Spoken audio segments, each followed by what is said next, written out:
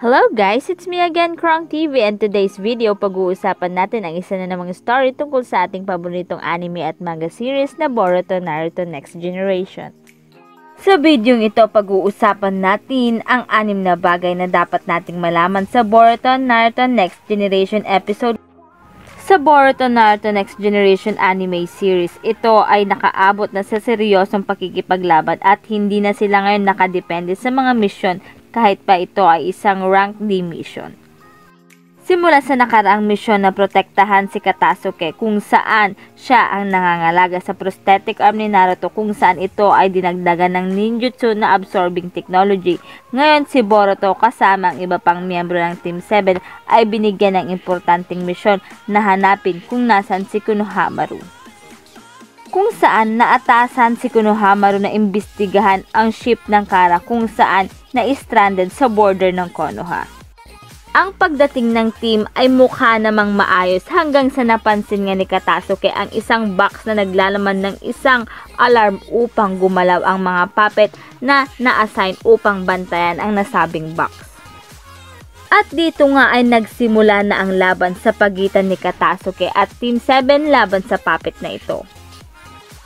Ang atake ni Mitsuki, Sarada at Boruto ay nagawa nga nitong mapatumba ang nasabing puppet.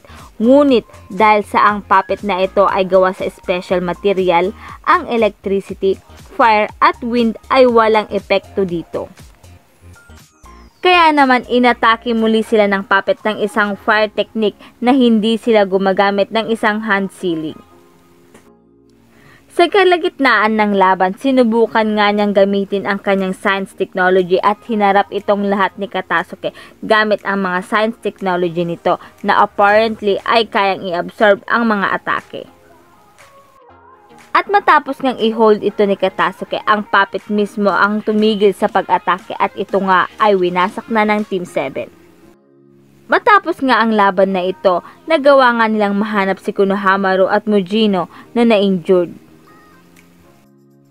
Bago sila makalabas sa kuweba, nakita nila si Ao at tinangkangan nitong patayin silang lahat. Si Ao ay gumagamit ng ninja tools sa pakikipaglaban, ngunit ang Team 7 kasama si Katasuke ay nagawa ngang makatakas matapos ngang magsakripisyo ni Mujino. Isinakripisyo ni Mujino ang kanyang buhay. Ang Boruto anime na inilabas noong nakaraang araw ay maraming pangyayari ang hindi na ipaliwanag ng maayos. Kaya naman ito ang importanteng nangyari sa Boruto anime series.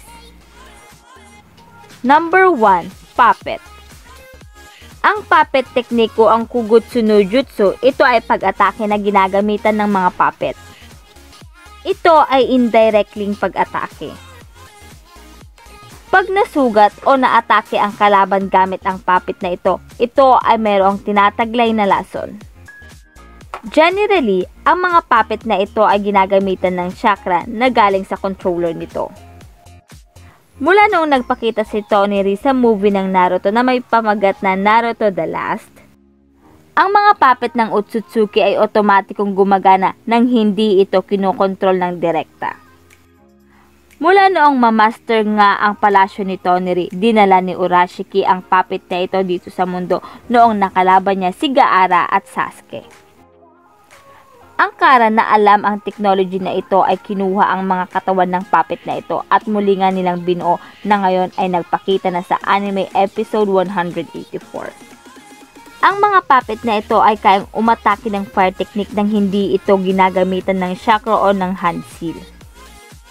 Ito ay bago sa Shinobi World kaya naman kayang-kaya ng bansa na gumawa ng libu-libong puppet na ganito at gawing mga mandirigma na hindi na kailangang matulog o magpahinga at kumain.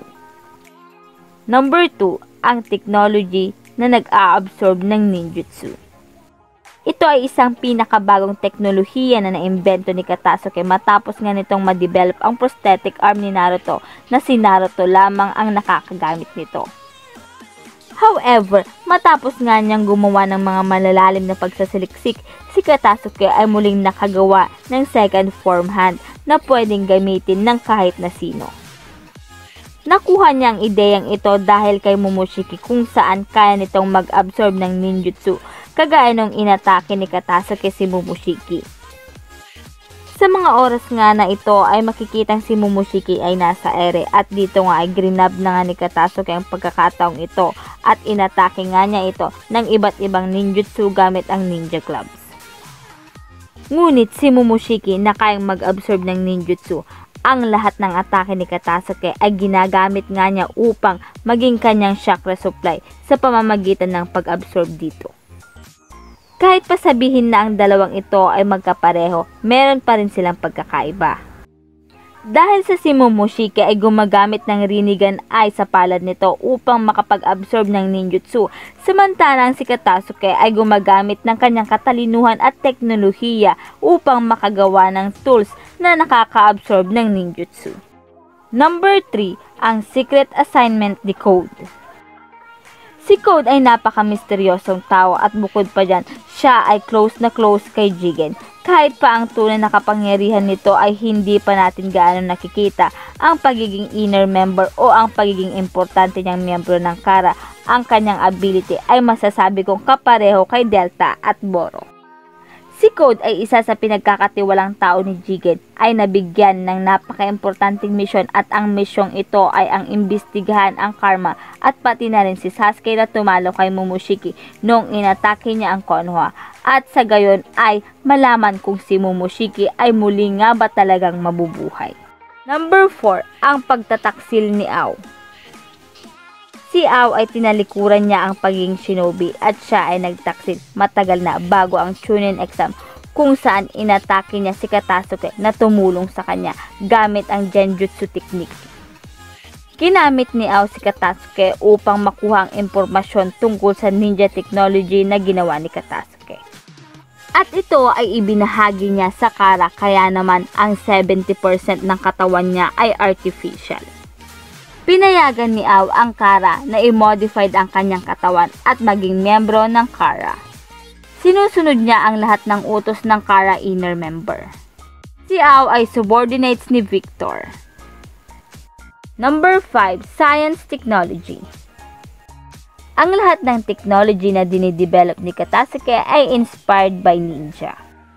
Noong Chunin exam, ipinakita ni Katasuke kung paano at gaano ka-importante ang ninja gloves na kanyang dinevelop pagdating sa pakikipaglaban.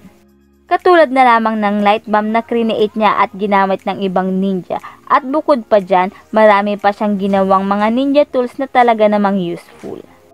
Previously sa labanan, si Katasuke ay nagpakita ng ninjutsu absorbing technology na si Naruto lamang ang nakakagamit at ito ay ginamit sa episode 184.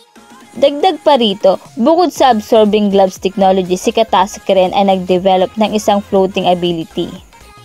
Ito ay maihahalin tulad sa floating ability ng mga Otsutsuki. Dahil sa ang mga ito ay kasalukuyang nasa early stages, ang mga ito ay hindi pa ganun ka-perfect at dito ay kailangan pa rin ng balanse upang ito ay maayos na lumutang. Kung sakaling ito ay maayos at ma-develop at ma-incorporate sa isang sapatos, ang mga shinobi ay maaari nang lumipad nang hindi gumagamit ng chakra. So guys, dyan na nagtatapos ang video ito. Yan ang 6 na bagay na dapat nating malaman sa Boruto Naruto Next Generation episode 184. Any comment and suggestion, just comment down below. Hope you like it!